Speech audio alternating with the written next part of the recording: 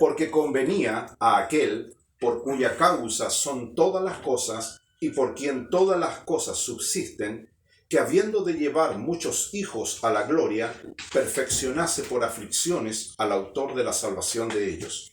Porque el que santifica y los que son santificados de uno son todos, por lo cual no se avergüenza de llamarlos hermanos. Tome su asiento un momento. Esta reflexión va a tener una duración de unos 10 minutos aproximadamente y tiene como propósito hacernos meditar y reflexionar acerca del poder santificador de nuestro Señor. ¿Qué es la santificación? La santificación es un término relacionado con la pureza, con la limpieza. Siempre hago esta explicación un poco más casera, ¿cierto? Cuando a veces me toca dar alguna charla sobre un tema más profundo desde la Escritura, uno intenta acercar a la gente términos bíblicos. Las dueñas de casa y a veces a los hombres cuando nos mandan o nos toca hacer aseo, ¿cierto? Surge esa orden que dice, déjeme esa cocina impecable. Y uno sabe lo que significa impecable, algo limpio, sin ninguna mancha, sin ningún olor, sin nada. En teología la palabra impecable significa que no se le puede imputar pecado. En términos bíblicos, Cristo es impecable. Impecable viene de eso, que no tiene pecado. Y como Él no tiene pecado, no lo tiene porque nunca lo hizo y nunca podría hacerlo porque Él es santo en su naturaleza completa, Él puede santificar. Santificar es lo contrario. ¿Qué es lo contrario? Perdón, lo que es contrario a la santificación es la inmundicia, la suciedad. Algo que es feo, algo que denota un desagrado. El versículo 10 dice, convenía aquel por cuya causa son todas las cosas, se refiere a Cristo. Este es el origen de la fe cristiana. Dice, por cuya causa son todas las cosas y por quien, se refiere a Cristo, todas las cosas subsisten. Todo el sistema que nosotros conocemos, aún el reino del mal, y eso es muy difícil que a veces lo entendamos. El diablo no tiene autoridad ni siquiera sobre su dominio. Los diablos, los demonios no se mandan solos. Yo no puedo como cristiano creer que Dios es soberano, regente de todo lo creado y que el diablo se manda solo. Que el diablo es como un pequeño duende, ¿cierto? Que hace lo que él quiere. Todo está bajo la autoridad de Dios. Y por eso el texto lo dice, por quien todas las cosas subsisten. Es algo muy profundo entenderlo. La Biblia dice que Dios, en los Salmos dice que Dios a todos los peces de la mar le da su alimento cada día, que a todas las aves le da su sustento y también al ser humano lo sostiene. Eso es subsistir. Dice que todas las cosas subsisten por causa de Cristo y por Él. Dice que de este Cristo, ¿cierto? Dice que Él, habiendo de llevar muchos hijos a la gloria, se refiere a los salvados. Nosotros vamos camino a la gloria eterna. Dice que hay muchos hijos que van de camino a esa gloria. No son pocos. A veces la gente dice, no, que los evangélicos son poquititos, que los cristianos son poquititos, que quedan poco fieles. El texto dice otra cosa. Dice, habiendo de llevar muchos hijos a la gloria. El cielo, hermano, se va a llenar. No va a ser poco porque hay mucha gente que se mofa del evangelio y dice, no, el cielo es aburrido. Dice. Yo me recuerdo cuando era joven, me gustaba leer mucho Condorito. Y a veces las revistas no cristianos o seculares toman temas cristianos, ¿cierto? Y lo profanan. En el caso de esta revista no era algo profano propiamente tal, pero era el concepto que la gente tiene del mundo. En la tira cómica, ¿cierto? Condorito moría, ¿cierto? Y descendía a los infiernos. Y en el infierno era todo fiesta. Ahí estaba el mejor DJ, la mejor todo. Y de repente también Condorito va al cielo y en el cielo no hay nadie. Era aburrido el cielo. Acá habían puros abuelitos, puros bebés. Era un lugar fome, no había como perspectiva. Ese es el concepto que la gente tiene del cielo. Y por ende lo tiene también de nosotros. Que el cristiano es aburrido, que el cristiano aquí, que el cristiano acá. Eso no pasa a ser más que una caricatura. Porque el cielo no es un lugar de diversión. El cielo no es una fiesta y nada que se le parezca. Es un lugar de tormento. Cualquier cristiano que agarre la Biblia y lea los evangelios rápidamente se va a dar cuenta que el infierno es un lugar de tormento donde dice que la llama nunca se apaga y el gusano nunca muere. O sea, es un tormento continuo y perpetuo. Amén. Y el cielo no es un lugar aburrido, fome o que no tenga ningún tipo de actividad. En el cielo va a haber lo que todos nosotros hoy día no hemos tenido en cuanto a que el pecado nos ha privado hoy día de las bendiciones del Señor. Hoy día usted puede estar muy contento, gozoso y mañana de alguna otra circunstancia vamos a tragar un pan de lágrimas. También las cosas se revierten. A veces usted hoy día puede estar en amargura, en aflicción por algún problema del que sea, y mañana eventualmente usted puede beber de un manantial celestial. La vida es así, la vida cristiana. El libro de Eclesiastés lo dice, todo tiene su tiempo debajo del sol para lo que usted quiera. El tema es que el tiempo que nos toca vivir es un tiempo que debemos enfrentarlo con total valentía. Si hoy día me toca sufrir, tengo que ponerme entonces el traje de combate. Amén. Sufrir. Si me toca gozar y alegrarme, entonces pues tendré que ponerme el traje de fiesta. Pero ocurre un problema, que muchos cristianos se confunden de traje. Estamos en guerra y hay muchos cristianos que andan con un tutú. Siempre digo esa imagen, el tutú es lo que se ponen los que van a bailar ballet. ¿Se imagina usted un soldado en plena guerra, la trinchera llena de tanques enemigos, aviones volando, drones, y el enemigo esté con un tutú? Es muy fácil identificarlo, un tutú fosforescente más encima. El tipo lo van a matar en el acto, porque el camuflaje que debiera tener no lo tiene. Nosotros estamos, hermanos, en una guerra que está en contra de nuestra salvación y debemos tratar de usar lo que la Biblia nos llama o nos habla las armas de la luz. Una forma de defendernos. Tenemos que saber defendernos de los ataques del diablo. Y una forma de defendernos, la principal que Dios tiene con nosotros, es la santidad, la santificación. Dios nos puede purificar. A mí no me va a purificar nada. Puedo ayunar mucho, puedo orar mucho, puedo ir mucho a la iglesia, dar muchas dádivas, regalos. Eso no va a hacerme un hombre más santo.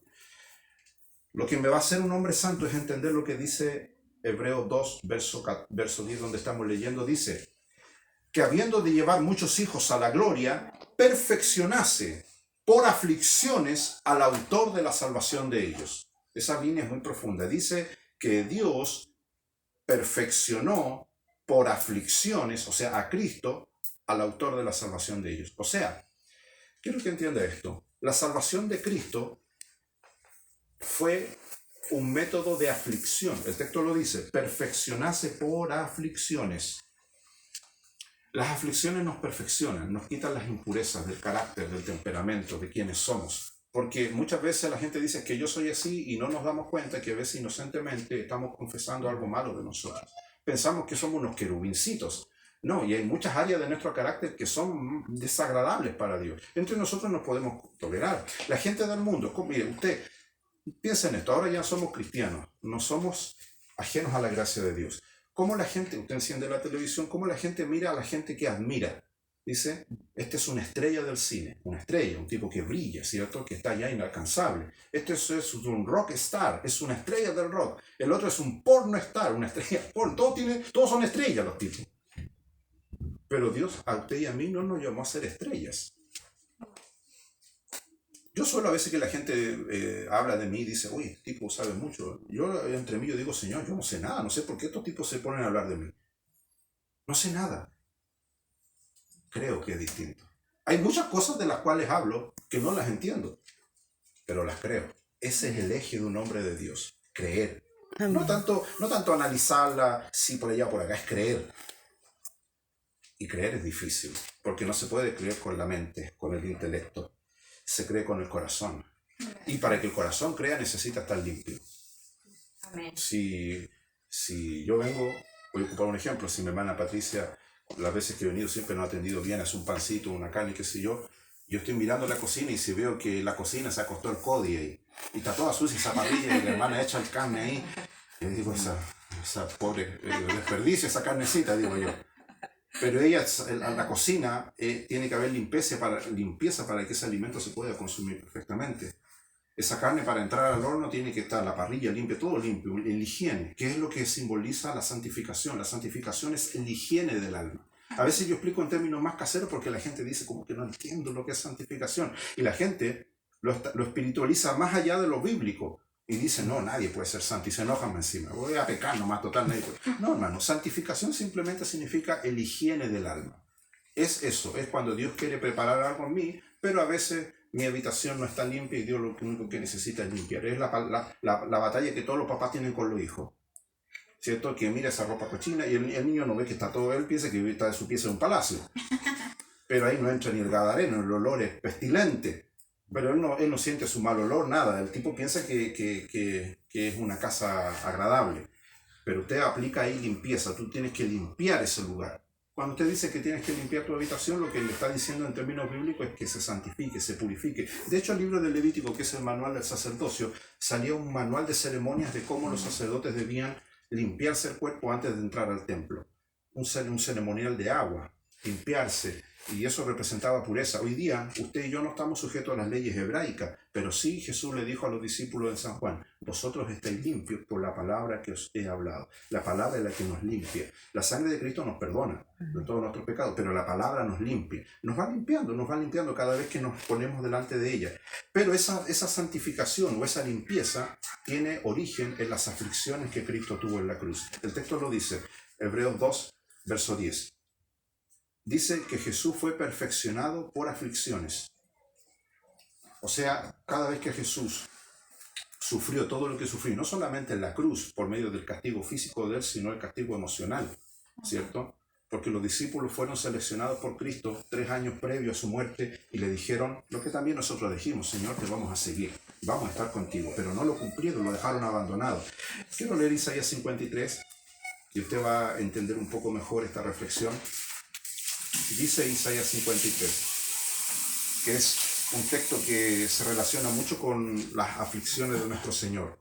Isaías 53, verso 4. Ciertamente Él, se refiere a Cristo, al Mesías, Él llevó nuestras enfermedades. Y cuando habla de enfermedades, evidentemente la gente suele pensar en enfermedades físicas, pero aquí habla de enfermedades del alma, de enfermedades espirituales, porque Dios puede sanarte de una enfermedad, pero después te va a venir otra.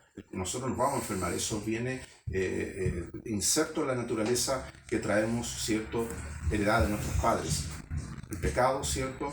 Usted puede ser un hombre muy santo y todos los hombres santos que han vivido han muerto. Y han muerto precisamente por enfermedades. Aún la muerte natural, que uno dice no es una enfermedad, la muerte natural en por sí ya es una enfermedad. Dice, ciertamente Él llevó nuestras enfermedades, se refiere a todas las enfermedades del alma, y sufrió nuestros dolores. El texto es categórico. Dice que Él llevó nuestras enfermedades. Tú tienes enfermedades espirituales, pero dice que Él las llevó. 2, sufrió nuestros dolores. También nosotros tenemos dolores. Tenemos enfermedades y tenemos dolores. Dolores del alma, dolores de la mente, del corazón, del espíritu. Dice, sufrió nuestros dolores y nosotros le tuvimos por azotado, por herido de Dios y abatido. Verso 5. Mas Él, refiriéndose a Cristo, fue herido por nuestras rebeliones. Nuestras rebeliones, tenemos rebeliones del alma. ¿Qué es la rebelión? Es no sujetarse. Dice que Jesús fue herido por nuestras rebeliones.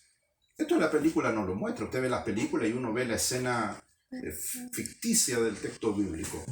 No es que el texto bíblico sea ficticio, sino que las películas y los libros no va a reflejar lo que dice Isaías 53. Isaías 53 dice que Él fue herido. Aquí lo dice verso 5, herido por nuestras rebeliones. Cada herida que Cristo tuvo en su cuerpo fue por nuestra rebelión. ¿Qué dice el texto? Herido por nuestras rebeliones, molido por nuestros pecados. Este es el término más terrible que usted va a encontrar en la Biblia con respecto a Cristo. Dice que Él fue molido. ¿Qué es lo que es moler? Es como cuando usted pone un ajo en el mortero de madera o de piedra y usted al pobre ajo lo hace pedazo, lo muele. Jesús dice que fue molido. En otras Biblias su traducción es desfigurado. Dice, Él fue molido por nuestros pecados, habla de las rebeliones, habla de nuestras enfermedades y de nuestros dolores, y después dice, el castigo de nuestra paz fue sobre Él. El castigo de nuestra paz fue sobre Él. Quiere decir que para que usted tenga paz, ¿cierto? Él fue castigado, herido, castigado. Después dice, y por su llaga nosotros fuimos curados. Las llagas son las heridas. Todos nosotros nos descarriamos como ovejas, cada cual se apartó por su camino. Aquí el texto es categórico. A veces la pregunta es, ¿cuántos fieles hay? El texto lo dice, todos nos descarriamos como ovejas. Isaías 53, verso 6. Llega un momento en el cual nos pasa eso, pero como lo prediqué el día de ayer, Dios con misericordia sale a recogernos. Cada cual se apartó por su camino, mas Jehová cargó en él el pecado de todos nosotros, que es lo que repite Juan 3:16. Por cuanto Dios amó al mundo de tal manera que envió a su Hijo Jesucristo, ¿cierto? Para que todo aquel que en él crea no se pierda, sino tenga vida eterna. Volvemos entonces a Hebreos capítulo donde estábamos leyendo recién, lo tengo aquí, Hebreos 2, verso 11, y dice, Él es el que santifica, y los que son santificados de uno son todos, por lo cual no se avergüenza de llamarlos hermanos. ¿Por qué Jesús tendría que avergonzarse de nosotros? El texto lo dice. Yo lo tengo aquí en mi Biblia, Hebreos 2, 11, la última línea. No se avergüenza de llamarlos hermanos. A veces esa pregunta me la he hecho yo y también a lo mejor se la ha hecho usted. ¿Sentirá vergüenza el Señor de mí? No hay palabra más triste, más hiriente que un padre o una madre le diga eso a un hijo. Esa cuestión es devastadora, es peor que un fusilamiento. Que un padre le diga a un hijo, las bromas siempre pueden existir, ¿cierto? De hecho, yo tengo fotos cuando yo era adolescente y mi papá me ponía unos dientes de esos que venían en los yogures antes de conejo, ¿cierto? Y una oreja grande, y quedaron para... De hecho, a Facebook la subí un día atrás y le puse, este soy yo cuando la gente piensa que soy serio y salgo con unos dientes de conejo y todo. Pero no te hablo de eso, son juegos, pero cuando alguien hiere a otro, alguien cercano y le dice algo que lo lastima, que lo hiere, se avergüenza. Mucha gente sufrió eso, que le dicen me avergüenzo de ti. Jesús no se avergüenza de nosotros, a pesar de cómo somos y lo que hemos hecho y quienes lleguemos a ser. Él no se avergüenza de nosotros. Puedes tener, y te lo digo como pastor, puedes tener la plena seguridad de que Él no se avergüenza, porque el texto lo dice. Por lo cual, no se avergüenza de llamarlos hermanos. Amén. ¿Se imagina que Jesús tenga un catálogo y diga, este tipo de personas me caen mal y me avergüenzan y no pueden? No, esto es abierto para todo aquel que en él cree. Ahora, para terminar, el texto lo dice, capítulo 2, verso 10, porque convenía aquel por cuya causa son todas las cosas y por quien todas las cosas subsisten, habiendo de llevar muchos hijos a la gloria, perfeccionase por aflicciones al autor de la salvación de ellos. Esa perfección por medio de la aflicción de Cristo es el origen de nuestra santificación, es el origen de nuestra limpieza. Amén. Cristo, para que entienda lo que dice Isaías 53, cada vez que Cristo, previo a la crucifixión, porque Jesús no es que lo subieron a la cruz al tiro, fue sometido a castigos. Cada castigo físico era como una limpieza que Él estaba haciendo en su cuerpo. Cada llaga, como dice, cada herida fue por nuestras rebeliones y por nuestros pecados. Amén. Usted dirá, pero ¿por qué Jesús tuvo que morir así? ¿Por qué no murió de viejito? ¿Por qué si Él perdonaba antes de morir a la cruz, Él perdonó a mucha gente? Y ese perdón era tan válido como el que tenemos nosotros. ¿Por qué Jesús tuvo que sufrir tanto? ¿Y qué tanto dicen muchos? Si también mucha gente era crucificada. Sí, eran criminales, tipos malos que merecían morir. Jesús no merecía morir. Amén. Pero Él tomó su lugar y mi lugar y lo que hizo a través de esa llaga, de esa herida, perdonar nuestras rebeliones, como dice ahí, sanar nuestras enfermedades, nuestros pecados, limpiarnos, que es lo mismo, que es santificarnos. Para que quede más claro el ejemplo, en la ley judía estaba el ritual del sacrificio. Podía llegar una persona con su oveja, ¿cierto? Y iba donde el sacerdote. ¿Y qué es lo que hacía el sacerdote? Entrevistaba a este pecador. Y este pecador tenía que confesar delante del sacerdote. Obviamente no había nadie más. Entraba al templo, al tabernáculo, con su oveja de la mano. El sacerdote lo que hacía era poner su mano sobre la cabeza del pecador y sobre la ovejita. Y era un acto simbólico. Toda la culpa que este hombre confesaba traspasaba al corderito. El sacerdote, ¿qué es lo que hacía? Tenía que certificar que esa oveja era una oveja que estaba limpia, santificada, una oveja pura, no una oveja que tenía sus pezuñas rotas, heridas, que tenía catarata en los ojos, que era una oveja enferma. Cuando el sacerdote certificaba que esa oveja era pura, era limpia, se oficiaba el sacrificio, se ponía el cordero sobre el altar. El altar era similar a las dimensiones de esto, que tenía 4 cuernos, que significa en la Biblia 4 puntas para amarrar al animal, para que no se mueva. Amén. Y altar significa eso, matadero, eso significa altar en la palabra de Dios. Y ahí el pecador estaba mirando esa escena, que ese cordero, simbólicamente ahora la culpa pasaba a él y el sacerdote oficiaba el sacrificio, que es el origen de la pureza que debe haber en nosotros. Por eso yo pienso, mis estimados hermanos, pienso y reflexiono y digo, el costo de nuestra santificación, de nuestra limpieza, es un costo enorme.